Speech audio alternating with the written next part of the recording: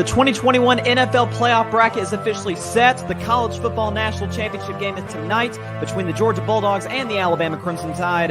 Klay Thompson just played an NBA basketball game last night. Brian Flores got fired. Y'all know I got a lot to say about all of the above. Carving It Up Live starts right now. Drop that beat. Let's go.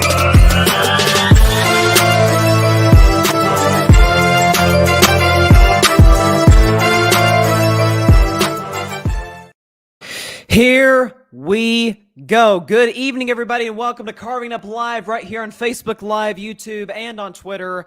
As always, I'm Bryson Carver, and we got a whole new look to Carving It Up Live. Shout out to my man Brian Flores for this dope overlay that he created for me just this past week. You see the logo down there. There it is. Yep, right there. That was created by my man Barry Grant Jr. Shout out to him. He sent me that on Christmas Day. That was his Christmas gift to me, so shout out to him. And so, there's the new logo right there. Changed it overnight.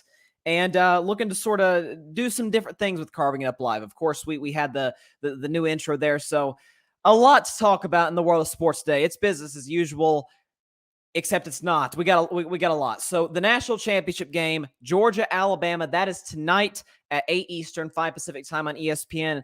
Y'all know I'm predicting the game. I'm predicting who wins between the Dogs or the Tide. Does Georgia win their first national championship since the mid-'80s? Or does Alabama get it done for Nick Saban's, I think, 8th ring? So he and Tom Brady could get an 8th championship ring in the year of 2022, which is absurd. Also going to discuss the Rams and the 49ers, and I got some concerns about the Rams I'm going to get to later in the show, as well as Brian Flores, which I'm going to discuss at length without a question. So a lot to talk about. And Klay Thompson, by the way. Klay Thompson played a basketball game last night, as you heard in that intro. So let's jump right into it. Let's jump right into it with the Vegas Raiders hosting the Los Angeles Chargers last night.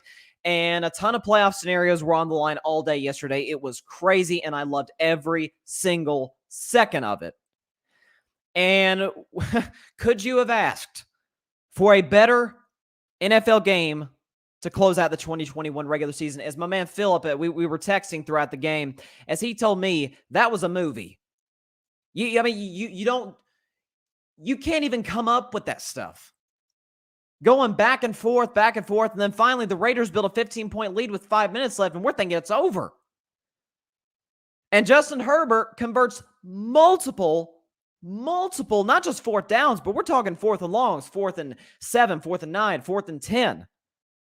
Over and over and over. The Chargers refusing to die. Until finally on the last play of regulation, the Chargers get a touchdown to my fantasy man, Mike Williams. The extra point is good, and all of a sudden we got overtime. It's like, this is perfect. This is perfect. And it got to a point where even Al Michael, Chris Collinsworth calling the game, the great broadcasters, even they're just kind of like throwing their hands up in disbelief, like, what do you even say about this? It was insane. And so, by the way, the Pittsburgh Steelers were in a very interesting position. So they just eked by the Baltimore Ravens on the road as a tough, gritty, gutsy win, 16-13 on the part of the Pittsburgh Steelers. Ben, once again, did not play particularly well, but when it mattered, Big Ben Roethlisberger showed up, made a massive clutch throw on 4th down and 8 to keep the Steelers alive. They kicked the winning field goal and won the game. And I'll discuss this later, the Colts lost to the Jaguars. Again, I will discuss that more in depth a little later in the show. But for Pittsburgh, it's okay, we're good. Long as the Raiders and the Chargers game doesn't end in a tie, we're A-okay. We're in the playoffs. And I'm sure with about 5 minutes left, they're feeling great. Matter of fact, Big Ben Roethlisberger was on FaceTime with my man Toby Mack watching the game. Toby was actually like 15 seconds ahead of Ben, so really he broke the news of every single thing that was happening during the game. And it goes in overtime. And we're thinking, oh my goodness, they may actually play for a tie. Raiders go down, kick the field goal, up 3, 32-29. What do the Chargers do? They drive down, again, convert multiple 4th downs in a row. It was insane. I've never seen a team convert that many 4th downs consecutively, ever. It felt like 6 or 7 in a row. I mean, Justin Herbert last night, man, he left it out there. Chargers lost, but he left it out there. That was sensational what he pulled off. Last night, I'll go over Herbert's stat line real quick, and then I'll continue with my point. Man threw for 383 yards, 3 touchdowns, had a QBR of 63. I'm surprised his passer rating was only 80. That's maybe because he threw 64 passes, and his completion percentage wasn't great. But he carried the Chargers last night. Like, that's one of those situations where a stat line is not necessarily indicative of how important and how crucial you were for your football team. And so the Chargers, they end up getting a field goal to tie it. And at this stage in the game, the Chargers kick that field goal. There's 4.5 minutes left. Exactly. 4 minutes, 30 seconds. And I'm thinking, oh my goodness, the Raiders may actually play for a tie now. They may actually play for a tie. And Derek Carr on a 3rd down, right before the 2-minute warning in overtime, hits a big throw to Zay Jones to convert, and he hit the 2-minute warning. And I actually tweeted this out during the game. I said, look, is it out of the realm of possibility that the Raiders would drive it down, run the clock down, and kick a winning field goal? If you miss it, who cares? You're still in the playoffs. If you make it, you're in the playoffs, and you eliminate your most hated rival. And after the first 2 plays, I'm thinking, oh my goodness, the Steelers are going to be out of the playoffs via a tie. Like, how bizarre would that be? I mean, I know even Al Michaels during the game said, you can't even explain this. I mean, the Steelers run it twice with Josh Jacobs, and the clock is winding down, and all of a sudden, timeout by the Chargers, by Brandon Staley. I'm thinking, what is that for? Brandon, if you tie, you're still in the playoffs, right? You don't have to win the game. A tie gets you both in. And as Rich Bisaccia, the interim coach, matter of fact, I believe the first interim head coach to coach an NFL playoff game, at least he will be next weekend, in 60 years. And Derek Carr, and I'll get into Derek Carr a little later in the show, the two of them basically, said after the game, yeah, we were playing for a tie. We didn't want to risk anything. If we turn the ball over, say they get like a pick 6 or something, we weren't going to. Timeout Chargers.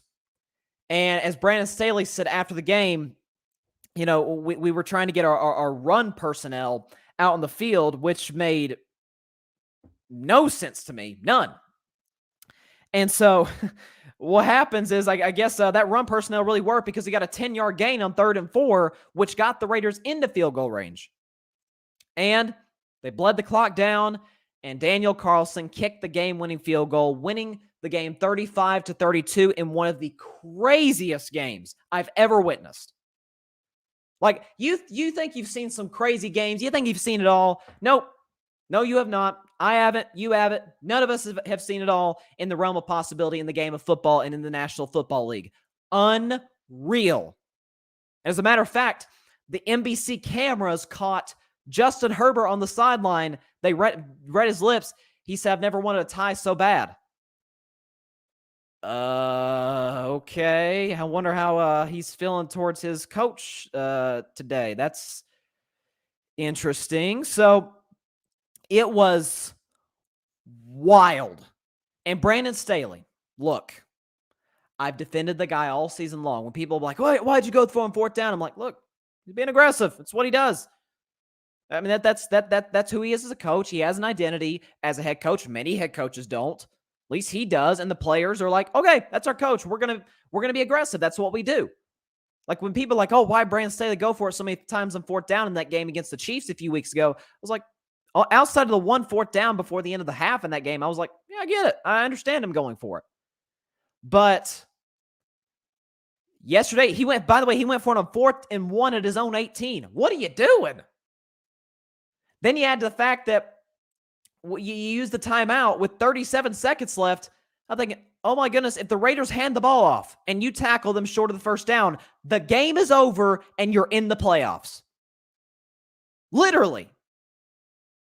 You're in the playoffs today if you don't use that timeout and you get a stop on 3rd down and 4.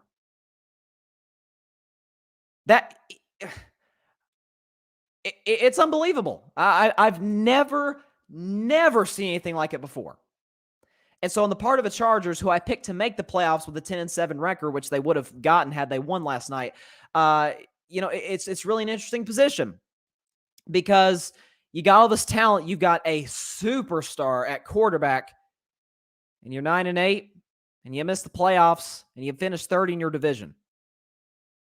So they're going to have to do some real soul searching in the offseason. I don't think the roster is the problem. People blamed Anthony Lynn. Remember Anthony Lynn? He got into the playoffs in 2018. Anthony Lynn wasn't the problem then. I'll about to get into black coaches in just a second. And he gets fired, and Brandon Staley comes in, and it's the same issues. I'm just saying. So, but on the part of the Raiders, this cements it. Derek Carr has to finish top 3 in the MVP voting. No questions asked. I've said that for about 2 weeks now. Derek Carr, if I was voting for MVP, I'd go Tom Brady, Aaron Rodgers, Derek Carr. Because if we are talking most valuable player, he's in the top 3. Because the pile of you-know-what that the Raiders have had to go through this season. And who is the media turned to for answers? Derek Carr. Why? He's the franchise quarterback. When John Gruden's emails gets exposed, revealing the kind of person that he is, and he resigns, who they go to for answers? Derek Carr. And he couldn't have handled it better. Then you have the tragedy of Henry Ruggs. And what does Derek Carr say?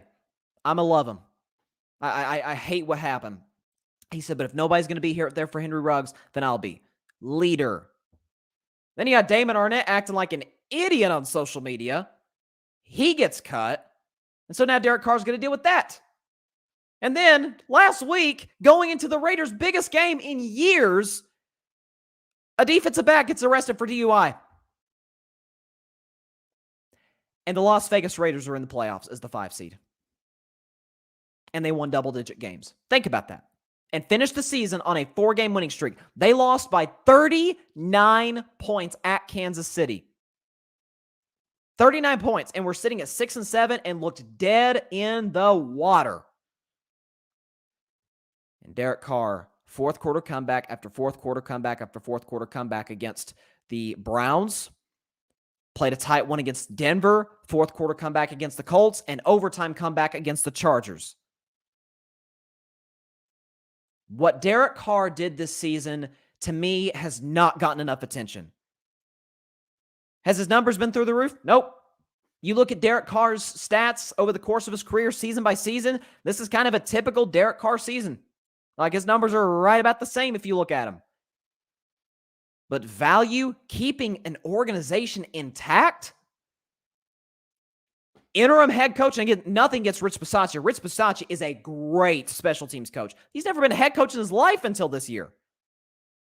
And all that. And the Raiders are in the playoffs. And it is first and foremost, without a shadow of a doubt, because of number 4, Derek Carr. Mad respect to him. He would be third in my MVP voting if I had a vote. I mean, that is incredible. Did he put up the numbers that Rodgers, Brady, Burrow, Dak, any of those guys did? Nope.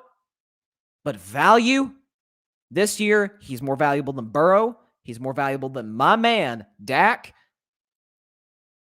How many quarterbacks could you have thrown in Las Vegas? Say, yeah, we're gonna hand you a coach controversy, 3 player controversies, one of them being a complete and utter tragedy. You're gonna have an interim head coach, a guy who's never been a head coach in his life. Oh, and by the way, you play in one of the toughest divisions in the National Football League. Get us to the playoffs. And he did. Mad respect.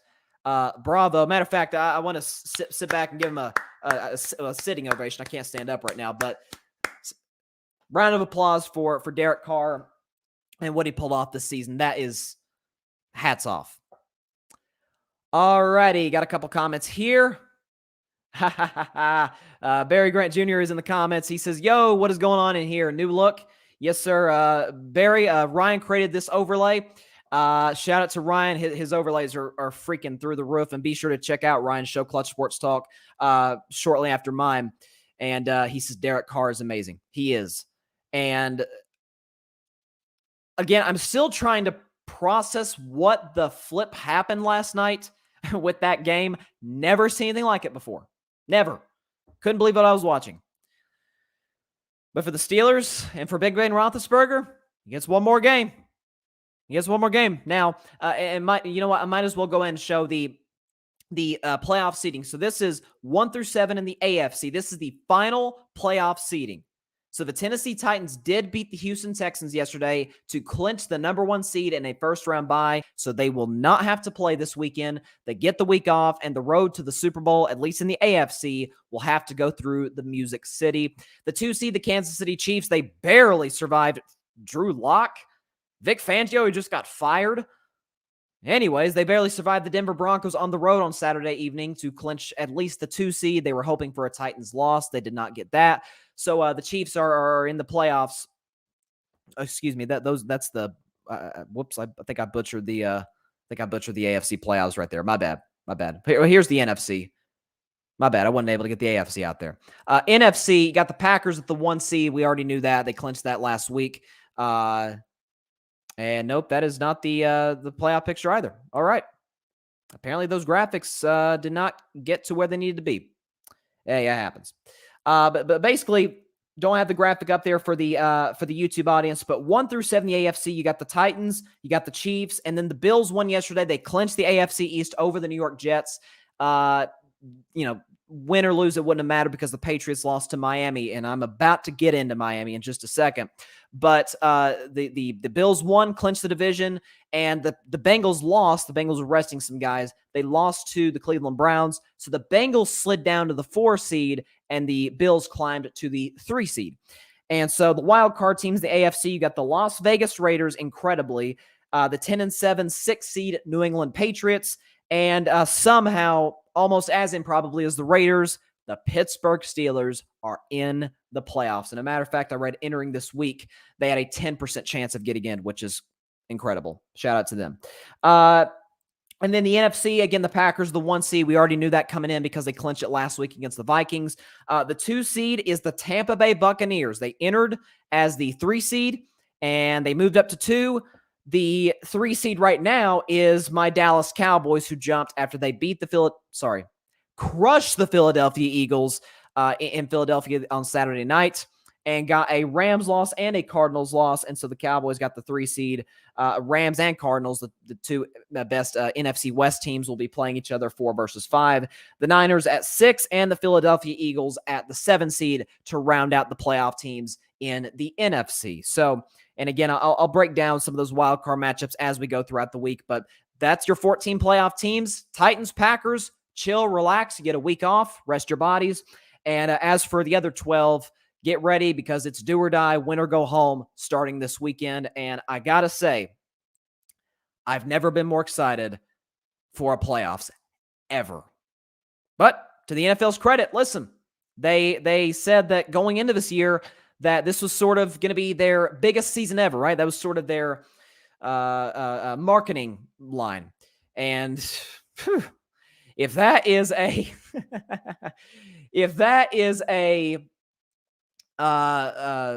precursor for the playoffs, what happened last night, I don't know if I'm going to make it because holy cow, it's going to be amazing. Grady Edwards is in the comments here, Patriots fan.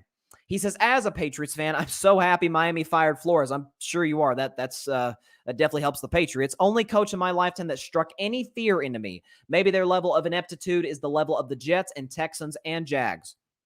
Yep. And so thank you very much, Grady, for helping me segue into my second topic today. And I got a lot to say about this one, and that is Brian Flores, who was fired by the Miami Dolphins this afternoon, or rather this morning. And so I'll go and put the statement up by the Dolphins here. It's kind of a word salad, but it says the Miami Dolphins announced today that head coach Brian Flores has been relieved of his duties. Flores completed his 3rd season as a head coach with a 24-25 record. I've made a decision today to part ways with Brian Flores, said Miami Dolphins owner Stephen Ross. After evaluating where we are as an organization and what we need going forward to improve, I determined that key dynamics of our football organization weren't functioning at a level I want it to be and felt that this decision was in the best interest of the Miami Dolphins. I believe we have a talented young roster in place and have the opportunity to be much better in 2022. I want to thank Brian for his hard work and wish him nothing but the best in his future. Flores was named the 13th head coach in team history on February 4th, 2019.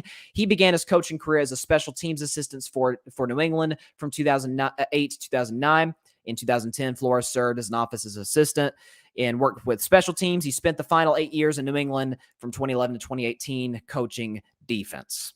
So that is what the Miami Dolphins had to say about letting go of Brian Flores. And we've had a few coaches fired today. Vic Fangio was fired yesterday after the Broncos lost to the Chiefs. I figured going into the season that this was it for him. So Vic Fangio was fired. Mike Zimmer was fired. Didn't surprise me at all. The least surprising firing had to be Matt Nagy. We've known since, September that he was going to be fired. So... And Joe Judge is going to be retained as the Giants head coach. For me as a Cowboys fan, I'm thrilled. I mean, good for me, good for the rest of the NFC East, because the Giants are just going to continue their ineptitude as a franchise. And Joe Judge will return for another year. So go and put up the Cowboys at 2-0 for the 2022 season. But let's talk about Brian Flores, because this one not only shocked me, it kind of pissed me off, to be completely honest with you. Because Brian Flores is a guy who I have loved. Anybody who's watched any show where I've talked about the Miami Dolphins knows I love Brian Flores. One of my favorite coaches in the league.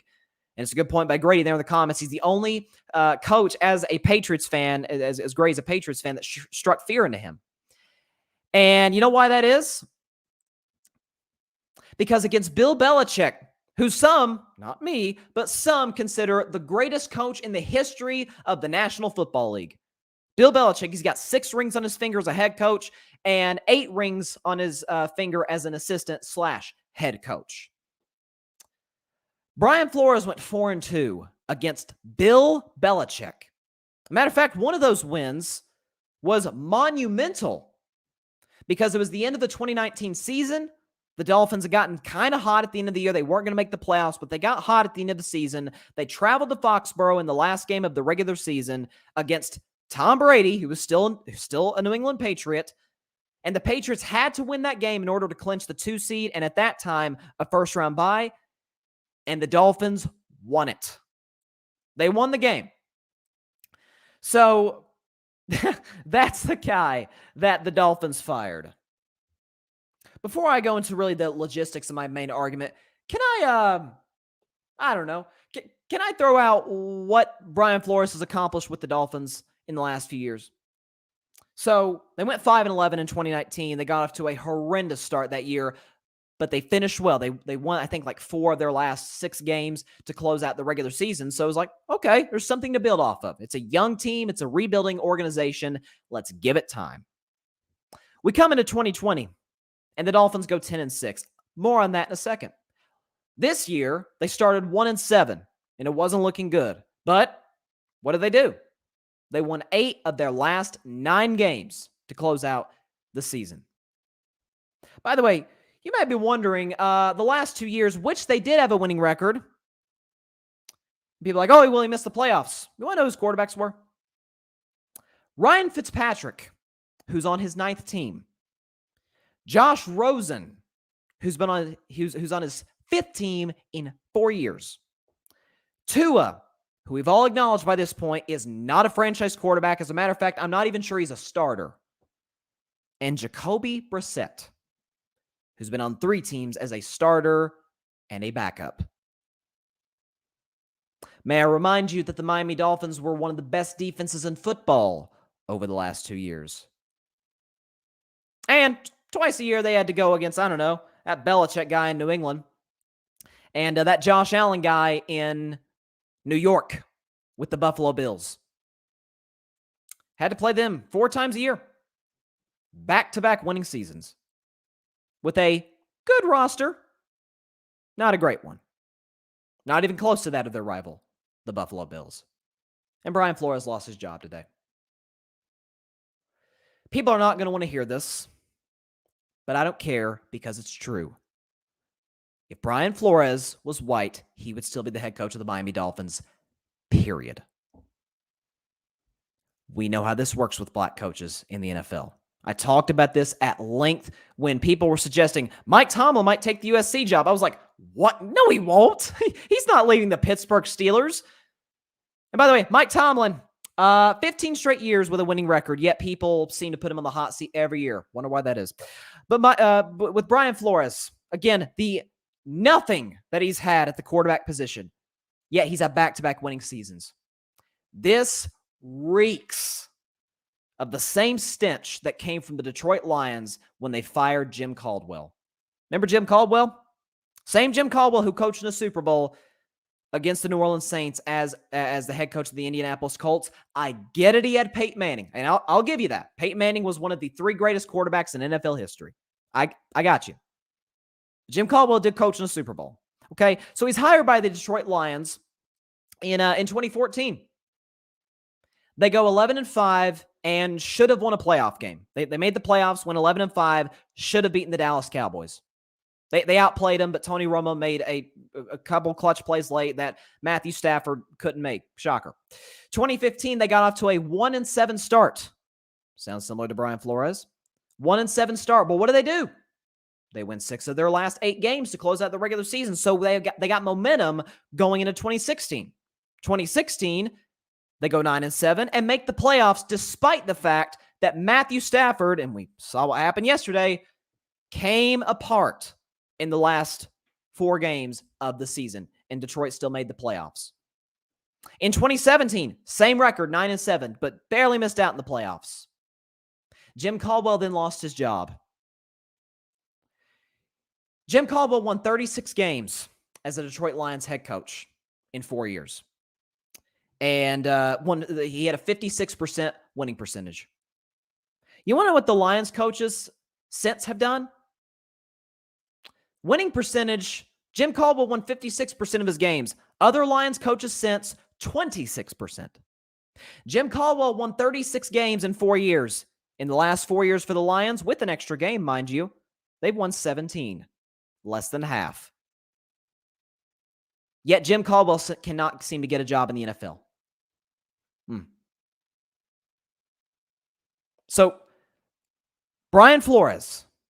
I think about today. Joe Judge has done nothing with the New York Giants. As a matter of fact, a report came out from a trusted source in the Meadowlands. The players don't even like him, which I wouldn't either. He's won 30% of his games in 2 years, yet is keeping his job. Brian Flores has won 49% of his games with, again, nothing at quarterback. Yet he lost his job. I want to put the statement back up by the Miami Dolphins. Well, let's put this back up. Look at that middle part where it says, after evaluating where we are as an organization, what we need going forward to improve, I determined that key dynamics of our football organization weren't functioning at a level I want it to be and felt it was the best decision for the Miami Dolphins. Where did you want it to be, Mr. Ross? Because you had a winning record back-to-back years. Again, can I reiterate, without a franchise quarterback. They kept the general manager, by the way. They kept the general manager, the same guy that drafted Tua over Justin Herbert. Really? But you're going to fire the coach, not the GM. This is the problem with the NFL. I should say it's the biggest problem with the NFL. Is that black coaches are given a shorter leash than white coaches. Plain and simple. Jim Caldwell in Detroit. Heck, Mike Tomlin. Every year, Mike Tomlin may get fired. Like, why? Why would you fire Mike Tomlin? 15 straight winning seasons. That's never been done before, ever. All the great coaches, the Lombardis and the Belichicks and the Andy Reids even. It's never been done before. Mike Tomlin's the only guy to have 15 straight winning seasons. And with a limited quarterback, is back in the playoffs for a second consecutive season.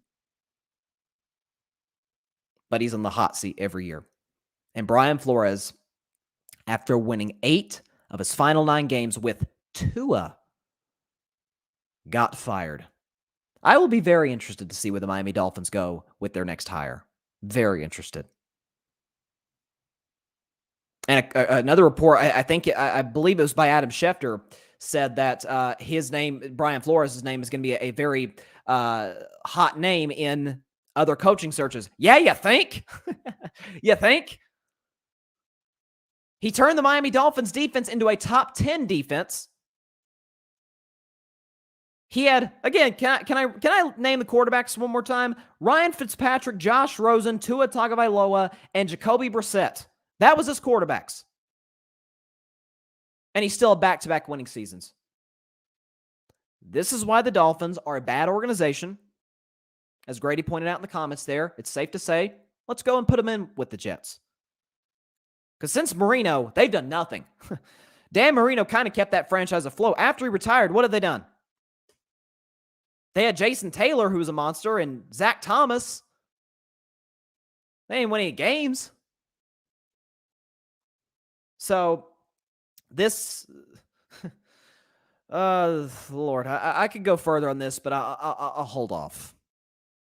But my final argument and my main point, it's just as simple. Black coaches are given a shorter leash than white coaches. Why does Adam Gase keep getting opportunity after opportunity? Why on earth is Bill O'Brien getting interviews? Bill O'Brien? The same guy that traded DeAndre Hopkins for a second-round pick and a backup running back. He's getting interviews? Stop. It's a joke. It is an absolute joke. And like I said, it sometimes in sports, you'll see stories like it'll flash across your phone like, wow, I didn't see that coming. I saw this and it genuinely made me mad. Because Brian Flores is a culture builder. That's what you want from a head coach. Establish an identity and have the players in that locker room respect you. And win games. That's what he did. So, what do you suggest that you need from here? What do you suggest you need from here? Going in a different direction. What type of direction? Stephen Ross? I'll leave it at that. Let's look at some comments here. Barry says, you already know how I feel about this, Bryson. I'm going to make you speak on it. He said, preach. I don't get it. And it's, every hiring cycle, I see that Jim Caldwell's name or, who's the other? Marvin Lewis's name is in the running for, to be a new head coach. Or for these head coaching searches. I'm like, that's just a Rooney Rule interview. That's why the Rooney Rule doesn't work. It had good intentions behind it. It really, really did. It doesn't work. It just doesn't work. And I don't know what the NFL has to do in order to change the hiring practices. What I do know is that the current one flat out doesn't work at all. The fact that Jim Caldwell has not gotten a job in the NFL is a crime. I'm not saying he's he's not Andy Reid or Sean Payton or Mike Tomlin or any of these, but he's a darn good coach. He got the Lions to the playoffs 2 out of 4 years. What are the Lions now? Again, 36 games won by Jim Caldwell in 4 years. In the 4 years since, all the other Lions coaches combined, 17 wins. I literally don't know how Brian Flores lost his job today and Joe Judge kept his. Joe Judge's players don't even like him, yet he kept the job. That is, complete mystery to me. Complete mystery to me. Okay, let's do our best to try and transition from that. I'll go back to the NFL in a second because I want to talk about the Rams and the 49ers. But we got some news coming out of the Bay Area. I don't know if you heard, but someone, a little birdie, told me this about Klay Thompson. He's back! Good times have returned to the Bay Area, and good times have returned to the Golden State because Klay Thompson is back I got to admit to y'all, looked pretty good. Only played, what did he play? 20 minutes, 19, 20 minutes? Took 18 shots. You know, he wanted to get his shots up. He hadn't played in 2.5 years, so he was going to do that. But, you know, Klay Thompson hit 3 threes. Hit his first shot, a very, very tough floater off balance. Oh, yeah. He dunked on a 7-footer in his first game back. Oh, I've been trying to warn y'all about this since the start of Carving It Up. Once Klay Thompson got back, the Warriors are instantly the favorite to win the 2022 title. Because if that's what Klay looked like in his first game back, think about this. 941 days, almost 1,000 days since the man's played an NBA game. And he scored 17, knocked down his threes. Because let's be real, he was forcing some of those shots last night. Like some of those, I was like, Klay, come on, like pass it. You know, you don't have to take every shot, right? I know you're on a minutes restriction, but you know, tone it down at least a little bit. But that brought joy to me. Watching the starting lineups, watching the game, watching the crowd and the bench's reactions. The Golden State Warriors, now we can officially say they're back. They are 100% back.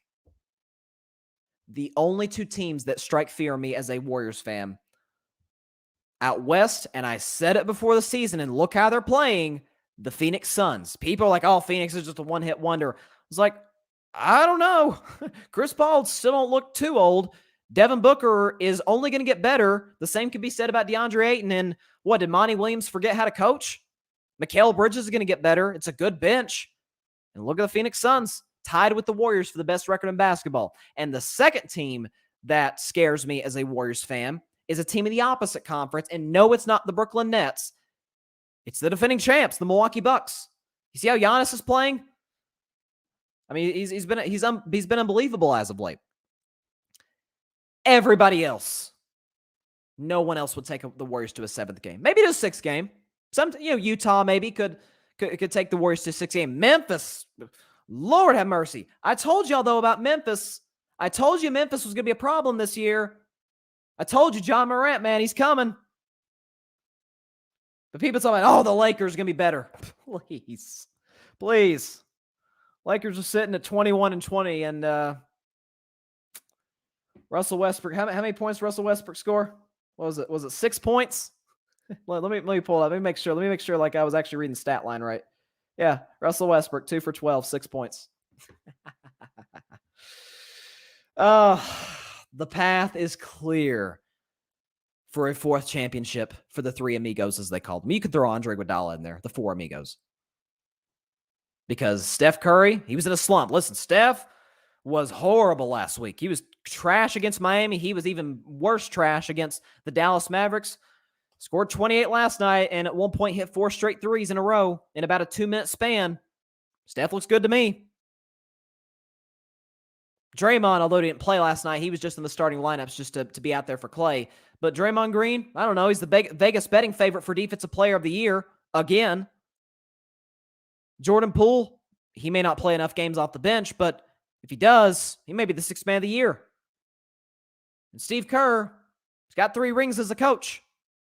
Andre Iguodala, he's been here a time or 2. He's got a Finals MVP under his belt. Kevon Looney's got 3 rings. Otto Porter's been in the playoffs and played well in the playoffs. Gary Payton is a defensive demon as a guard. So Golden State is now officially the favorites. They're not the overwhelming favorites. Not like when they had KD. That's, that was just unbelievable. It was like, okay, Golden State's just going to blow through everybody out except Houston. But they're the favorites. Make no mistake about it. Best record in basketball, the vast majority of that without Klay. With Klay, who was playing good defense last night, hitting his threes, and dunking on people. I mean, I was just like, anytime Klay Thompson went up, because I haven't seen him play in a while, it's like, you kind of tense up a little bit. He freaking dunked on a 7-footer. That's all I got for the Warriors. Let me bring a couple comments here. My man Ryan says Raiders and Patriots win this weekend. Wow, that's a bold statement. The Raiders listen, I'm done betting against the Raiders. Okay, I'm done betting against them. Patriots ain't winning at the Bills. I get it's a division matchup and it's Belichick, but it's going to come down to the quarterbacks. We're not going to get another windstorm, I think. We're not going to get another windstorm in Buffalo. And as long as we don't, Josh Allen, Mac Jones, you know who I'm going with. I'm going with Josh Allen. My man Philip, he says, boo, Warriors overrated. That's not what you've been telling me as of late, Philip. Philip's a Lakers fan, as a lot of people in these comments are. So I just wanted to it's like the Jay-Z, the public service announcement, allow me to reintroduce myself. That was what Klay Thompson did last night. He only scored 17, right? It was good. Had a -2 and a plus-minus, as he pointed out after the game. But you saw flashes. So come mid-April, when the playoffs roll around, if this team is healthy, I will be celebrating in mid-June. Guarantee it. Not the way Charles Barkley does, because Charles Barkley always gets it wrong, but guarantee it. Mid-June, I'll be celebrating on this show, and I can't wait. I tried to warn you guys. I didn't even think the Warriors would get off to this start without Klay. I thought they'd, just hang around like the 4 or 5 seed, because I loved what I saw at the end of last season, especially from the role players. But now this year, Steph's an MVP candidate. Draymond's the favorite for Defensive Player of the Year. Jordan Poole's up there possibly for 6th man or even Most Improved Player, whichever one you prefer for him. Oh, yeah, it's coming. I tried to tell y'all for 2 years. Okay, what do we got next? Rams 49ers. What a game that was, by the way. I thought that was going to be the best game of the day. I'm like, there's no way the Sunday night game is going to top this. Well, it did. And I thought it was going to lead the show off, honestly, with the Rams and the 49ers, but I'm not. It is my 4th topic. And it's a heck of a 4th topic because for the 49ers, the goal was simple. Win and you're in. Lose and you better hope for a Saints loss, and the Saints did not lose. They took care of Atlanta, albeit with Trevor Siemian. And so I'm sure the Saints were in the locker room watching this game between the Rams and 49ers. And so for San Fran, they had Jimmy Garoppolo, who's got a severely injured thumb. Like when I heard the severity, it was like, how is he even gripping a football?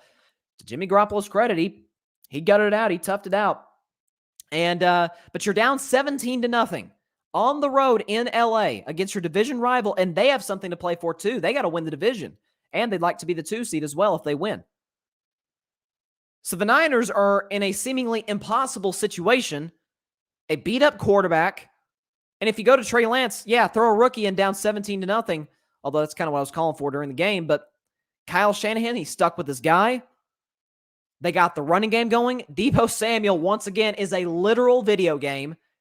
He's running for touchdowns. He's catching touchdowns. Yesterday, he threw a touchdown to my man, Jawan Jennings, who caught 2 touchdowns, including the one that tied the game to send it to overtime. Now, Jawan Jennings has become a revelation for the San Francisco 49ers. They come back, down 17-0. They're down a touchdown with a minute and a half left with no timeouts. And Jimmy Garoppolo drives him 87 yards down the field, only took a minute, and tied the game. Like, Derek Carr was clutch yesterday, as was Justin Herbert, even though the Chargers lost. Jimmy G was clutch. I mean, that's season on the line. That was basically a playoff game for the 49ers because the Saints won. That was a playoff game. If you lost, San Francisco's sitting home today. Instead, they're going to play my Cowboys next week. And by the way, I wanted Arizona as a Cowboys fan. I did not want the 49ers. Like when I saw that we had moved up to the 3 seed, I almost threw up. I was like, we got to play them? Crap, we got Kyle Shanahan versus Mike McCarthy, which scares me a bit, but I guess I'll get into that, later this week. But once again, Kyle Shanahan outcoached Sean McVay. Sean McVay, up 17 points, up 3 scores, abandoned the run. And to Kyle Shanahan's credit, and I give him all the props in the world for this, because the 49ers are a running football team who has a good, Jimmy Garoppolo's not, I don't think he's a franchise quarterback. I don't even think he's in I always say the Teddy Bridgewater, Andy Dalton category, right? Low-end starter, high-end backup. I think Jimmy Garoppolo is just a low-end starter. He's not a backup. He's a starter. But it's a running football team, and the 49ers did not divert from who they are offensively. They didn't. They kept going. They stuck to the game plan. And they were rewarded in the end, in overtime, with an interception to send them to the playoffs. But as for Sean McVay, he panicked. I mean, he did. How does Cam Akers not get more than 5 carries? I get he's coming off injury. But you're Sean McVay. You set up more creative run schemes in order to get your guys out in space behind blocking, behind that great offensive line with the Rams. And you darn sure don't put the game in the hands of Matthew Stafford, who once again, I guess they say you can't take the Detroit out of the quarterback. You can take the quarterback out of Detroit, but you can't take the Detroit out of the quarterback. Once again, it's I've said this quote a lot, the Maya Angelou quote, when someone shows you who they are, believe them. Matt Stafford, at the end of regular seasons, comes apart. He does. He came into the game with 15 picks. He left the game with 17 picks. And how they gave him a 65 QBR and a 93 passer rating, I don't know. Because he was money in the first half and was horrible in the second half and overtime. And threw the interception that cost the Rams the game. And now they have to play their division rival Cardinals, who, I don't know if you watched earlier this season, smacked them in LA. I think it was like 37-14 was the final score, something like that. So that's the bottom line for me if you're the Rams, is Matt Stafford, who's never won a playoff game. Matter of fact, I don't even think I'd argue. I don't think it's an argument. No quarterback in these playoffs of these 14 teams has more pressure on him than Matt Stafford. You can say Aaron Rodgers, but at the very least, at least Aaron Rodgers does have that one Super Bowl win. At least he's got that, right? For Tom, there's no pressure for Tom. I mean, the only pressure for Tom is winning an 8th ring, but that's pretty outstanding pressure. There's no pressure on Derek Carr, or I'd say even Mac Jones. I'm not even a Mac Jones guy. I think he's been overrated all season. There's no pressure on Joe Burrow. Right? The Bengals weren't supposed to make the playoffs. There's no pressure on Ben. Like it's gonna be not the way he wants to end his career, but they'll go to Kansas City, they'll lose, and that'll be his career. There's no pressure on Ben. In the NFC, I think Dak, there's a lot of pressure on Dak, I think. Not as much as Matthew Stafford, because Stafford's got a better roster, better coach. Yet, Dak and Stafford finished with the same record this season. And Stafford has never won a playoff game. So going into next week, and by the way, they get the new Monday night wild card game, which I think is a great idea by the NFL. Props to them. There's pressure. And you're going against a guy in Kyler Murray who I would also argue there's not really any pressure on Kyler, because the Cardinals won, was it 5 games in 2019, his rookie year? Last year, they won 9. This year, they won 11. So they've gotten better and better and better every year. So even if the Cardinals lose, we're like, okay, we're seeing a steady improvement. Even though they kind of collapsed, we're seeing a steady improvement. Maybe they just need to make a coaching change. In LA, not even a Jared Goff fan sitting, you're watching right now. I'm not a Jared Goff fan. But he did get to the Super Bowl, and he did play pretty darn well in that NFC Championship game against the Saints in that loud Superdome to get them there. So that was a bad loss by the Rams. Not because they lost to, like a bad team. Of course the 49ers aren't a bad team. They're in the playoffs. But for Matt Stafford, this isn't even about winning a playoff game. And I'm not so sure the Rams are even going to do that. So that's a psychologically damaging loss to me if you're the Rams. Because if you win, you're the 2 seed and you're playing the Philadelphia Eagles. You're going to beat Philadelphia. You are. You're going to beat Philadelphia at home.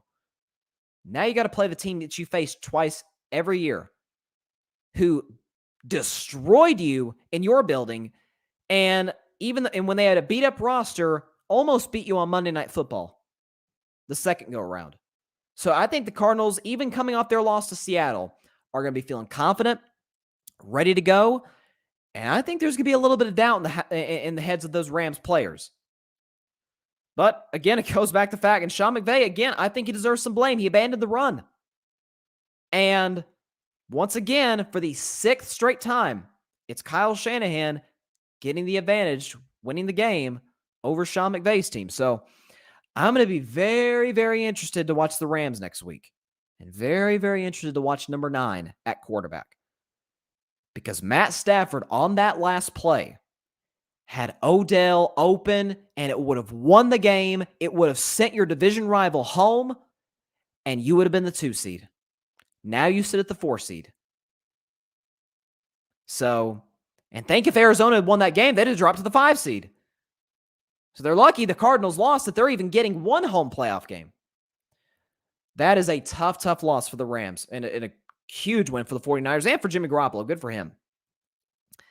Let's see. I think those are bombs by my man Ryan in the comments. He says, if Brandon Staley has a job and Flores doesn't, it's ridiculous. 1,000%. Oh my gosh. Barry's a big Stafford believer. Guy doesn't want a playoff game. Stafford will deliver. My guy is going to pacify you. Okay. Hey, he's had 3 opportunities before. And hey, by the way, he had Calvin Johnson in 2 of those, and he did absolutely nothing. So I don't believe in Matthew Stafford. I'm sorry. I again, talent-wise, yeah, arm accuracy, he can move around well. And to his credit, he played hurt yesterday. Let's be honest, everybody's hurt. It's almost mid-January now. We're about to go into the playoffs. I can't wait for the playoffs. Everybody's hurt. And for Matthew Stafford, who has earned the nickname, he's earned it, Stat Padford. Again, please name the big game that Matthew Stafford has won as a member of the Rams. If you want to say the win over Tampa Bay, okay, but that was week 3. That was September. This is January. This is big boy football now. Even in December, Matt Stafford played horribly against the Ravens.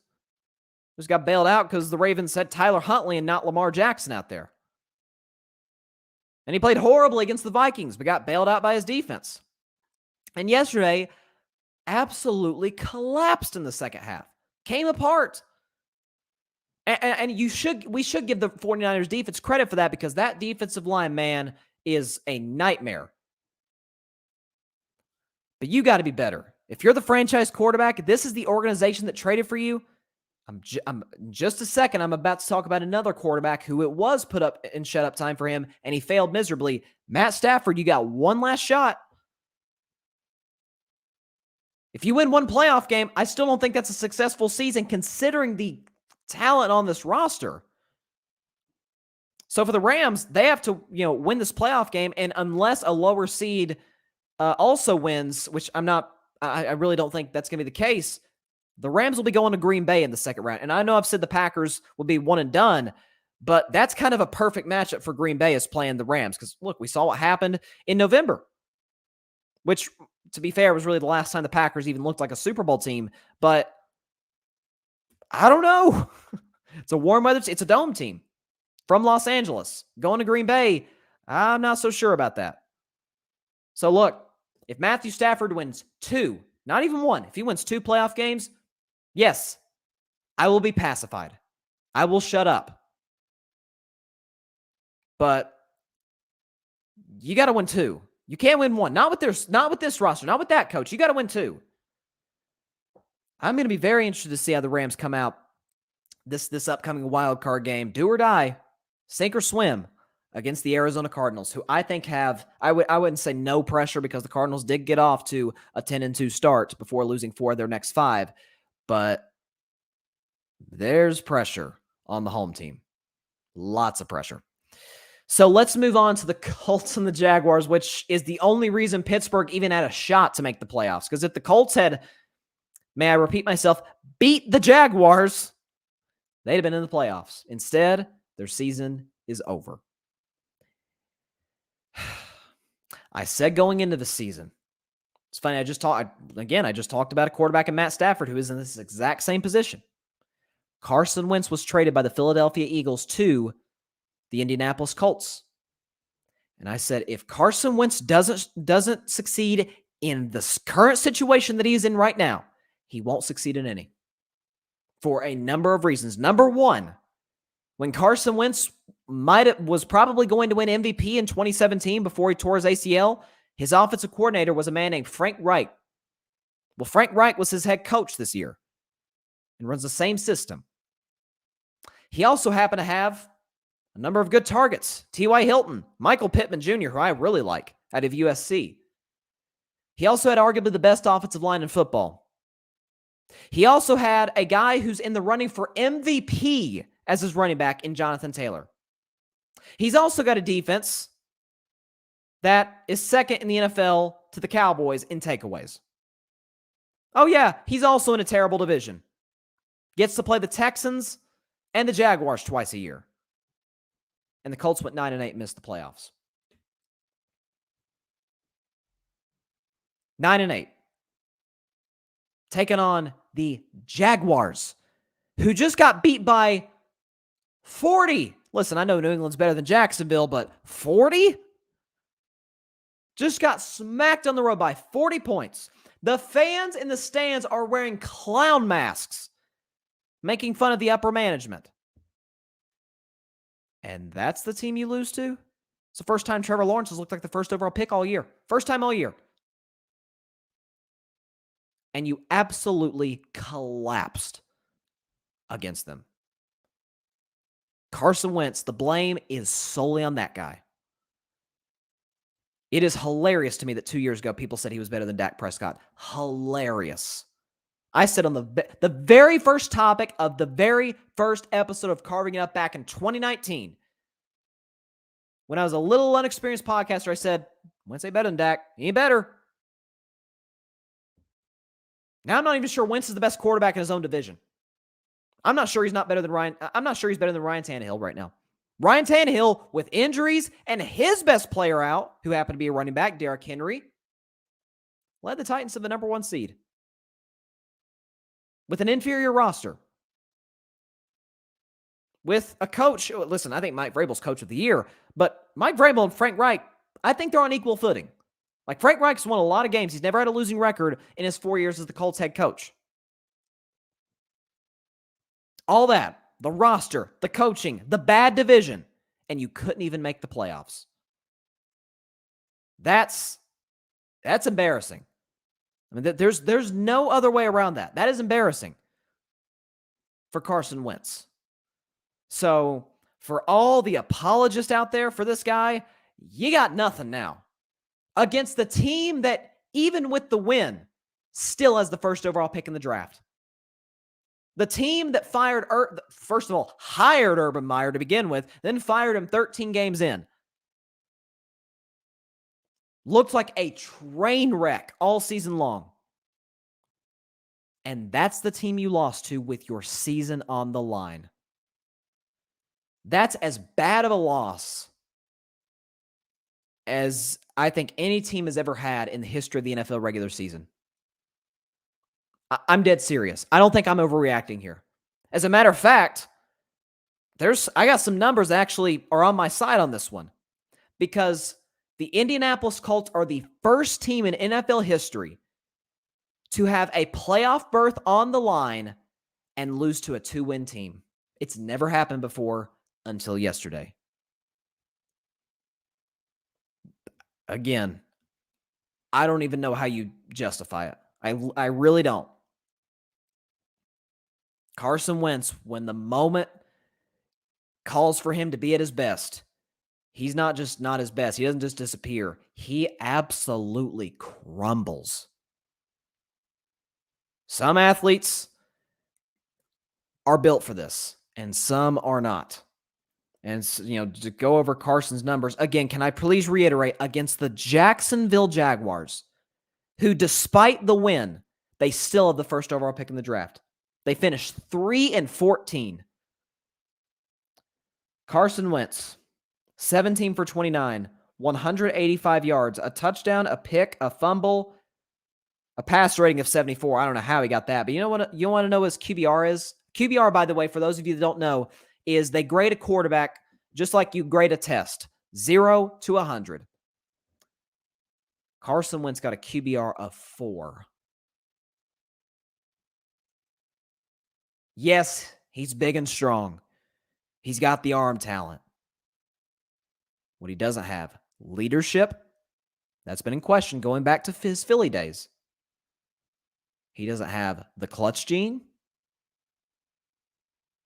And he doesn't have the intangibles to lead a team through crisis. Everything has to be perfect for him to succeed. And so the Colts. Do you consider moving on? Do you consider going after an Aaron Rodgers or a Russell Wilson? Indianapolis, and this is not a shot at Indianapolis, it's a great city.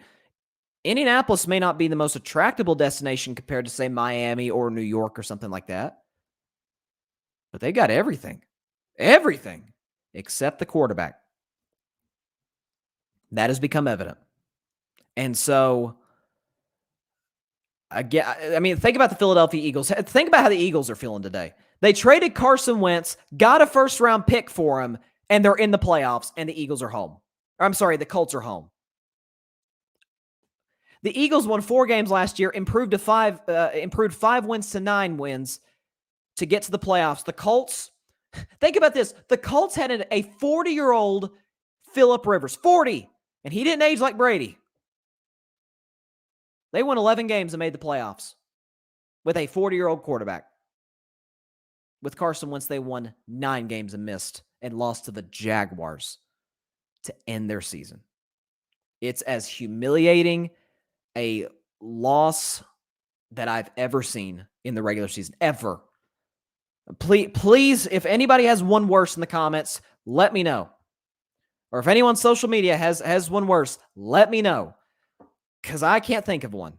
That is inexcusable by the Colts, and the majority of that blame goes on Carson Wentz. I've told you for years, he ain't that dude. He just ain't that dude. Talent alone does not make you a great quarterback in the league. If so, Tom Brady would have been out of the league 10 years ago. It's just that simple. All righty, let's see. Barry says, let this be the last time that anyone says Carson Wentz is good. Frank Reich can't save him. NFL Europe is calling. Yeah, that's... I don't know. Is it Dan Orlovsky on ESPN that is like the biggest Carson Wentz fan on God's green earth?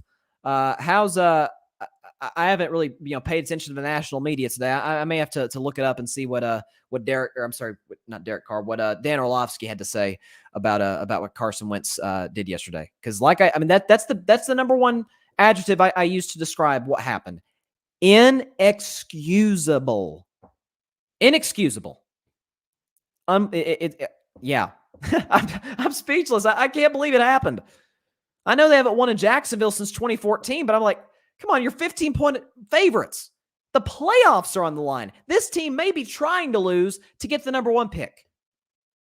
And you still lost by 15 points. You were favored by 15 and lost by 15.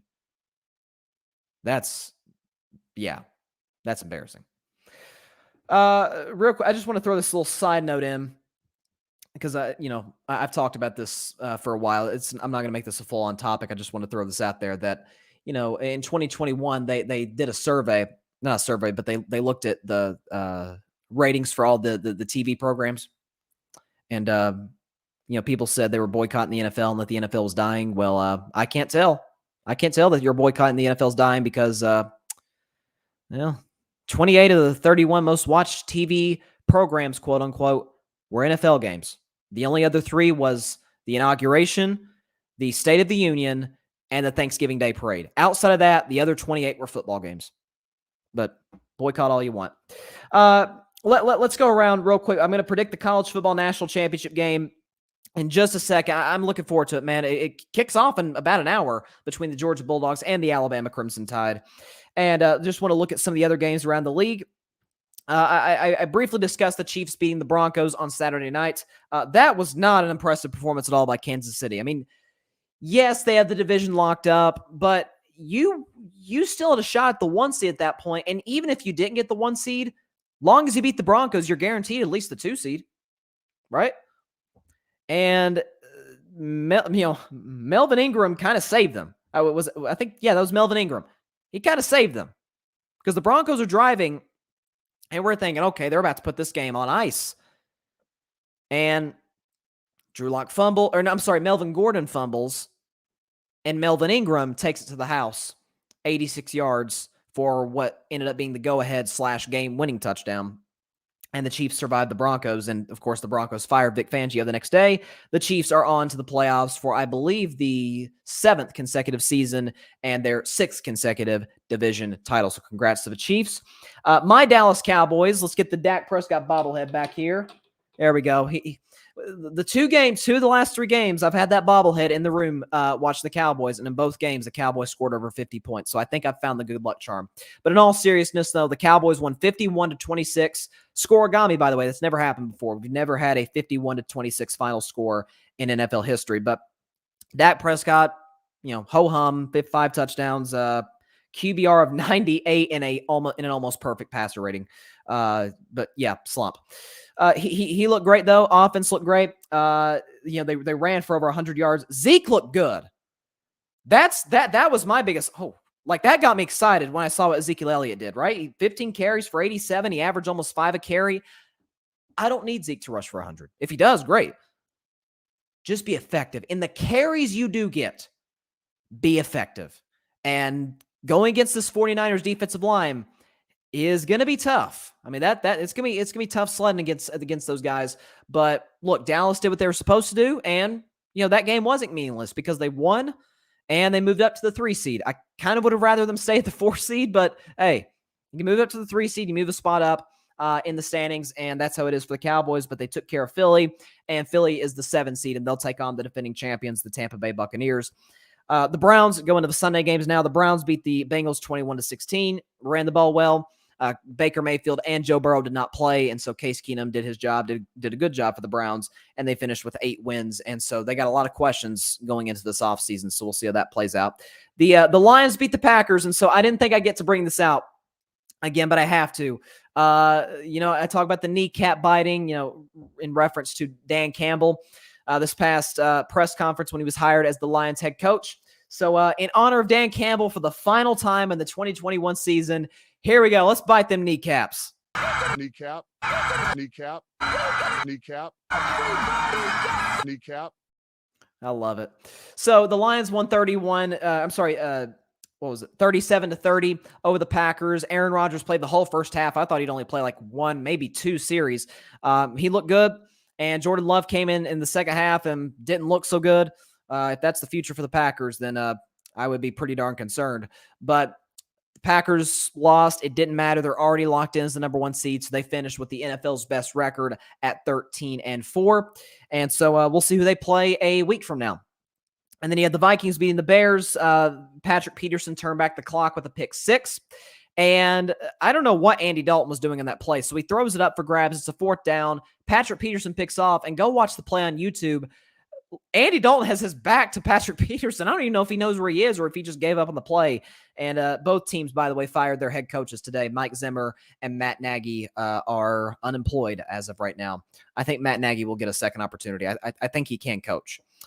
Washington beat the Giants 22-7 in their final game, thank God, known as the Washington football team. So we'll see what their name is in about a month's time. That's going to be interesting. But Washington won 22-7. Joe Judge ran a quarterback sneak at his own 4-yard line on 3rd down. I'll let that resonate. So the Giants are a dumpster fire, as are Washington, but the Washington football team won the toilet bowl yesterday. Of course, I mentioned the Jaguars beating the Colts. The Steelers beat the Ravens, and Big Ben lives to play another day. And I'm not sure how fun that's going to be for him or the Steelers because they're playing Kansas City at Arrowhead. And they just played him at Arrowhead a few weeks ago, and it got ugly. The Titans beat the Texans. Mentioned that. The Titans barely skated by Houston. Let me say this, though, about Houston real quick. I think the players like David Culley. I'm not sure if he's going to be the coach that can maybe get them to the postseason. I think the Texans still have a long ways to go. I don't want to get too ahead of myself. They may have found their franchise quarterback in Davis Mills. Seriously. And they're going to get a lot for Deshaun Watson whenever they do trade him. And the report came out yesterday that they're going to trade him before free agency starts. And so they're going to trade Deshaun Watson, get a lot for him. Davis Mills, I told y'all I like Davis Mills more than Mac Jones. And in the last month, he's been way better than Mac Jones. and played well yesterday, especially in the second half. He was outstanding in the second half against Tennessee. Threw for 300, 3 touchdowns, QBR of 69, and a passer rating of 128 against an elite Tennessee defense. Like, that defense for the Titans is a big reason why they're the number 1 seed right now. But I think the Texans may have found their guy. I like Davis Mills. I liked him out of Stanford. Didn't know if he was a franchise quarterback, but I liked him more than the New England quarterback. And I don't know. We'll see how it turns out. The Saints beat Atlanta 30-20, and so they had to hope for a 49ers loss. They did not get that, so their season is over. But shout out to Sean Payton. They played 4 quarterbacks and were on the doorstep of the playoffs. That's hard to do. So, shout out to the Saints, and they did, in fact, finish with a winning record.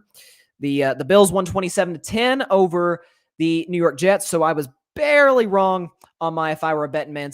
Or was it if I? No, that wasn't my if I were a betting man game. My bad. Bills won 27-10. I will say this, though, about Zach Wilson. He didn't look great yesterday, but he's at his moment. So I'm still not high on Zach Wilson.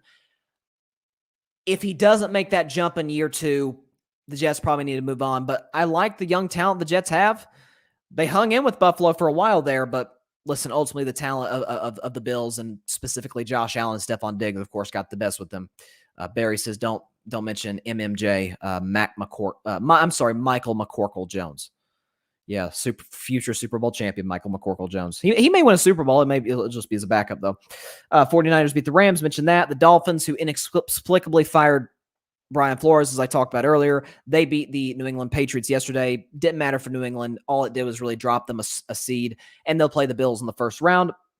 Seahawks beat the Cardinals, which denied the Cardinals a shot at winning the NFC West, and they would have won the NFC West had they beaten Seattle because the Rams lost to the 49ers, but that did not happen, and Russ started the game horribly with a fumble that got picked up for a touchdown, but the Seahawks running game was good, and I'll be very interested to see Seattle's offseason. Is it Russ's last game as a Seahawk? Was that Pete Carroll's last game as the Seahawks head coach? Speculation will certainly continue. We'll see where Seattle goes from here. And Tampa Bay crushed, Carolina. That's not surprising at all. 41-17. Carolina hung in the fourth quarter. Credit to Sam Darnold. He had a big fourth down throw that cut it to 7, but Tom Brady did what Tom Brady does, balled out. And, for the Buccaneers, it's going to be a very interesting matchup against the Philadelphia Eagles on, I believe it's the Sunday afternoon game. It's at 1:00 on CBS, Fox. Let me check. Fox. Okay. 1:00 on Fox, the Bucs, and they're 8.5 point favorites. All right. Now we get to it. The national championship game in college football. The 2 best teams, nobody would argue that, without a doubt. The Georgia Bulldogs, the Alabama Crimson Tide. Georgia's looking for their first championship since the mid-'80s. Alabama looking for their first title, their second straight title, and their 8th under Nick Saban. Georgia in this game is favored by Vegas -2.5. They like the Dogs. They like the Dogs a lot in the last matchup in the SEC championship game. There's a lot of variables that go into this. I think tonight is going to be more of a defensive struggle for this reason. Like, people talk about how great Georgia's defense is, and it is outstanding. I think every single guy on that Georgia defense is going to be playing a lot of Sundays in the NFL coming pretty soon. For Alabama, though, let's not sleep on their defense. They've given up only 13 points a game these last 3. In the Iron Bowl, the SEC championship game, and then the semifinal game against the Cincinnati Bearcats, who shouldn't have been in the playoff. But they balled out defensively, and maybe some Bama fans will say, well, our offense looked a little clunky. We kind of let Cincinnati stay in the game for a while until we sort of pulled away in the fourth quarter. But let's be real. Alabama's used to winning championships. Even though it's a semifinal game, they're not getting up for Cincinnati. They know, we got this. We're not losing to them. But Georgia, you better be on your best behavior. Same can be said about the Bulldogs. They got Cook, who is a monster, who's running all over teams, who's catching passes on wheel routes like he did against Michigan in the semifinal game when Georgia dominated the Wolverines 37-11. Again, I mentioned the defense and Stetson Bennett. I know a lot of people like Stetson Bennett. He's a walk-on. But to me, I'm going to compare him to another walk-on, except I'm going to say he's the poor man's version of this guy, and that's Baker Mayfield. Y'all know I got my issues, plenty of them, with Baker Mayfield.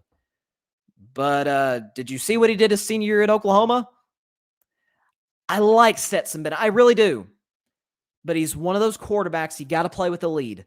I don't want him playing from behind. I don't want him to have to make clutch throws late in games or late in halves even, because even in that game against Michigan, they're up 3-4 touchdowns, and he's throwing passes across his body. I'm like, what are you doing? Like, at that point, you just got to play conservative and just bleed clock. Just get the game over with. Don't give Michigan any life. And you can't do that against Alabama. You can't. And so I think this is going to be a defensive struggle that comes down to the quarterbacks. If it does, you know I'm going with my favorite player in college football, Bryce Young, the Heisman winner, who has been unbelievable all season long and is the biggest reason that the Tide are in a position to win a second consecutive national championship game. I know that, for Georgia fans, they're dying to get one over Alabama. And Nick Saban, for the first time in his career, did lose to an assistant. He lost in an upset in College Station against Jimbo Fisher on a walk-off field goal. But coming in this game against Georgia, I said this when they played in the SEC championship game. I said, Georgia's got a better football team than Alabama. And Bama's unbelievable. Georgia's got a better football team. Across the board, they do. And Kirby Smart is an unbelievable head coach. What he's done with that program, outstanding. But some teams in college sports, in professional sports, just have your number. We talked about Sean McVay being kind of owned by Kyle Shanahan, the 49ers and the Rams. Well, it's the same case with Nick Saban and Kirby Smart. So give me the upset. Give me the Tide. Roll Tide. The Alabama Crimson Tide win another national championship. They're 8th under Nicholas Saban, the greatest coach in the history of college football, without a question. They denied Georgia a championship for the second time in the last 5 years. And for Georgia fans, I think it'll be heartbreak. I think it'll be on a game-winning field goal. I've got the score right there, 20-17. Alabama wins it over Georgia and clinches yet another national championship over the Dogs. And it will be a tough offseason for Georgia. And so, just in general, that's kind of my thoughts on it. It's going to come down to the quarterbacks. If it does, give me Bryce Young any day of the week, really over any quarterback. This is not even a shot at Stetson Bennett. But as far as him, like him, don't love him. He's not going to be an NFL quarterback unless he cleans up some of the turnovers and his mechanics. He moves around well. I get that. He's got to play with a lead. And he's even reckless with the lead. So in a nip and tuck game, which is what I think this will be, you got to be careful. Or, guys like Will Anderson are going to give it to you. And offensively, Tua, obviously I get that Mechie is out. But you still have Williams. You still have a loaded, receiving core for Alabama. So I'm sorry, Georgia. I really am. I know you. At least Georgia. At least you got your World Series. You got the Braves win the World Series a few months ago. But this could be a win for Alabama. And Jamison Williams is gonna have a huge day. Jamison Williams, Bryce Young, I say goes for 2 touchdowns. The only 2 touchdowns Bama scores. And he drives them into field goal range, and they kick the game winner as time expires in Indianapolis to win yet another national championship. I used to hate Alabama. I did, because they play my Vols every year. They get to torture my Vols every year, although we gave them a run for their money this year in Tuscaloosa. But at some point, after I think that, a couple years ago. No, yeah, when they beat Georgia on that walk-off in Atlanta, it's kind of like when Tom Brady beat the Atlanta Falcons down 28-3. I was like, okay, I'm done.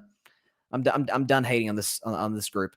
So it's really not the Alabama players. Alabama players are great dudes.